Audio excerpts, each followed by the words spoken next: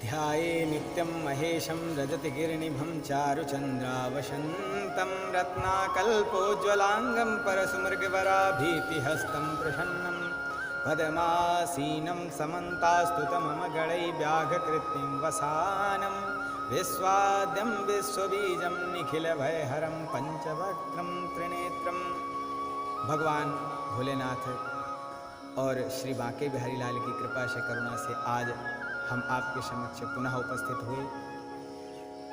जैसा कि सब लोगों को विदित है कि यह महामारी का समय चल रहा है और कोरोना काल चल रहा है। इस समय सब लोग व्यथित हैं, सब लोग इस महामारी से ग्रसित हैं और बार बार यह कांटेक्ट करके कहते हैं महाराज श्री हमें यह बताइए कि हम भगवान भोलेनाथ का पूजन कैसे करें, भगवान भोलेनाथ का अभिषेक कैसे करें, किस प्रकार से करें जिससे हमें लाभ प्राप्त हो।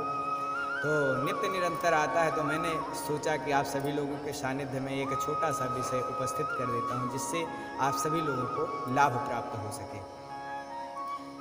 जैसे सब लोग जानते हैं कि भगवान सभी पापों से विमुक्त करने के लिए हमारे भूतनाथ शंकर जी हैं और उनको क्या क्या अर्पण करने से क्या क्या लाभ होता है, तो उससे हम लाभ लें।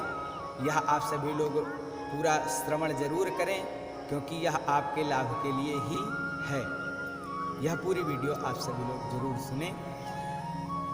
सबसे पहली बात तो हम सब लोग जब भगवान भोलेनाथ से कोई कामना होती है तो भगवान भोलेनाथ के पास जाते हैं और जाकर उनके पास कामनाओं के हम चिट्ठे खोल देते हैं, यानी कि उनके सामने कामनाओं की जो है गठरियाँ पोटलियाँ खोल देते हैं और कहते हैं भगवान हमें ये चाहिए, भगवान हमें ये चाहिए। और भगवान भोलेनाथ सभी को देने के लिए सक्षम है। लेकिन मैं आप सभी लोगों से एक निवेदन करना चाहता हूं, एक विशेष रूप से एक विषय का ध्यान रखें। वो है क्या? वह यह है कि भगवान भोलेनाथ को आप किस चीज से अभिषेक करेंगे तो जिससे आपको लाभ हो। तो मैं आप सब लोगों को बताना चाहूँगा भगवान भोलेनाथ सब कुछ देने वाले हैं और सब कुछ, कोई ऐसी वस्तु नहीं है संसार में जो भगवान भोलेनाथ आपको नहीं दे सकते हैं। लेकिन उसके लिए आपको आहार्त भाव से यानी प्रेम भाव से उनकी शरण ग्रहण करनी होगी। निश्चित रूप से जब उनकी शरण ग्रहण कर लेंगे तो निश्चित रूप से भगवान भोलेनाथ हमें वह सब प्रदान कर देंगे जिसकी हमें कामना है। हम सब लोग नित्य निरंतर भगवान भोलेनाथ से कामनाओं की पोटलियाँ खोलते हैं, जैसा कि हमने पहले बताया। अब जब भोलेनाथ से हमें कामना है कि हमारा जब कामना होती है कि भगवान हमारे यहाँ जो है सूखा पड़ा है, अकाल पड़ा है, बारिश नहीं हो रही है, तो हमें हमारे ऊपर कृपा करें, हमारे इस प्रांत के लोगों के ऊपर कृपा करें कि जो है वर्षा हो जाए। तो उसके लिए नित्य निरंतर सभी की कामना के लिए सभी लोग मिलकर भगवान भोलेनाथ का जलधारा से आप अभिषेक करें तो उससे वहाँ पर वर्षा होगी, वर्षा तभी होगी।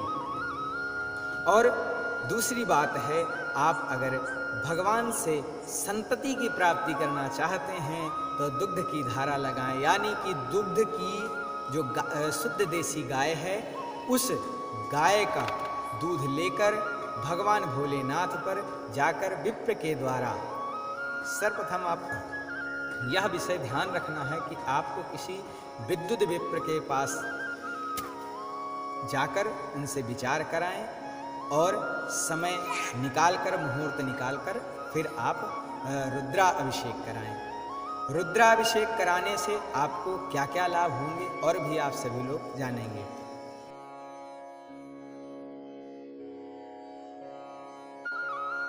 संतति अगर चाहिए, संतान चाहिए, वंश विस्तार चाहिए तो आप भगवान भोलेनाथ को शुद्ध देसी गाय के दूध से उनका अभिषेक करें तो उससे आपकी संतान प्राप्त होगी।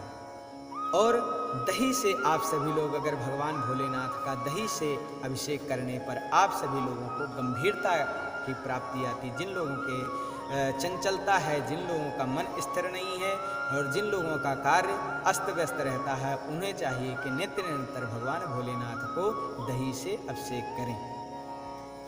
और जिन लोगों को गरीबी सता रही है और उनके धन का आवक हो रहा है, धन आ रहा है लेकिन रुक नहीं रहा है, तो उसके लिए हमें चाहिए कि भगवान भोलेनाथ को जो है गन्ने के रस से अभिषेक करें पर लक्ष्मी की प्राप्ति हो। और सभी लोग यह भी आगे ध्यान दें कि अगर शर्करा और दूध मिश्रित आप सभी लोग भगवान भोलेनाथ को अर्पण करते हैं तो उससे बुद्धि की प्राप्ति होती है, बुद्धि प्राप्त होती है। और शक्कर केवल शक्कर मिश्रित यानी शक्कर मिला हुआ, शर्करा मिले हुए जल से आप अगर धार लगाते हैं भगवान भोलेनाथ को तो निश्चित रूप से आपको सुख समृद्धि प्राप्त होगी। और भैया शहद मिश्रित जल से आप या केवल शहद से अगर भगवान भोलेनाथ का अभिषेक करते हैं तो उससे आपसे दूर हो जाएगा, जो आपके पाप हैं वह पाप नष्ट हो जाएंगे। तो इसलिए आप सभी लोग शर्करा जो है शहद मिलाकर जल में भगवान भोलेनाथ का अभिषेक करें, उससे जो है जीवन में मिठास आएगी और आपके कार्य भी अच्छे होंगे, पाप नष्ट हो जाएगा। घी अगर आप चाहते हैं घी से अभिषेक करेंगे तो घी से लाभ क्या होगा? भगवान भोलेनाथ का अगर घी से अभिषेक करते हैं तो आपको वंश की वृद्धि होगी, वंश विस्तार होगा, आपके यहाँ संतान की उत्पत्ति होगी, वो भी सुलक्षणा यानी बड़ी ही सुंदर संतति आप सभी लोगों के यहाँ प्राप्त होगी। जो लोग संतान की कामना चाहते हैं वो घी से उनका अभिषेक करें। और भांग मिश्रित जल से अगर भगवान भोलेनाथ का अभिषेक करते हैं तो आपके जीवन से बुराइयां दूर हो जाएंगी, आप सभी के प्रति स्वच्छ और सुंदर सोच सकेंगे, उनके लिए सुंदर विचार कर सकेंगे। ऐसा केवल मात्र क्या है, भगवान भोलेनाथ को भांग मिला हुआ बड़ी सुंदर भांग को मिलाएं और भांग को मिलाकर जल में उससे धार लगवाएं तो निश्चित रूप से आपके जीवन से बुराइयां सारी नष्ट हो जाएंगी, दूर हो जाएंगी।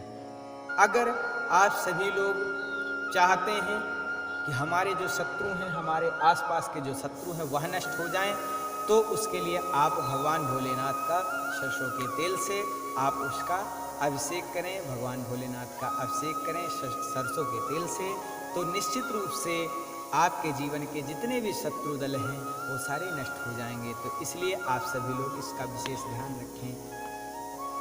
और तो और भैया जो घिस के चंदन लगाते हैं, शुद्ध चंदन के द्वारा मिलाकर अगर आप भगवान शुद्ध चंदन घिसें और उसको जल में मिश्रित करें, मतलब इस ऐसा हो वो चंदन जिससे धार लग सके, ऐसा मिश्रित जल से आप अगर भगवान भोलेनाथ का अभिषेक करते हैं तो निश्चित रूप से आपको मान सम्मान वैभव आप सब लोगों की जो है स्थिति सभी को प्राप्त होगी।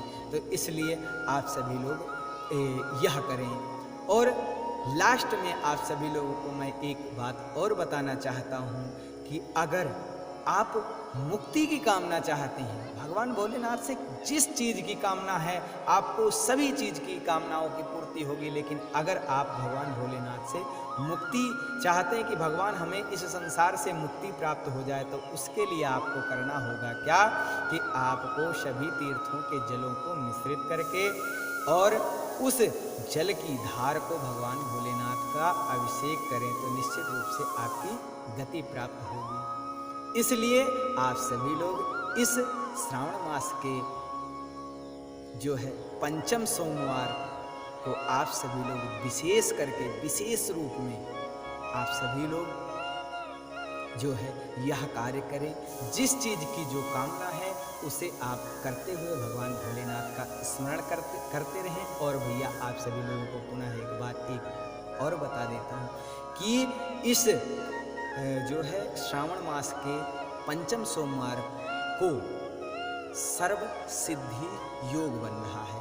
यानी कि आप इस जो है सोमवार को जो भी कार्य करेंगे उससे आपको 1 गुना 2 गुना 3 गुना नहीं अनंत गुना फल आपको प्राप्त होगा।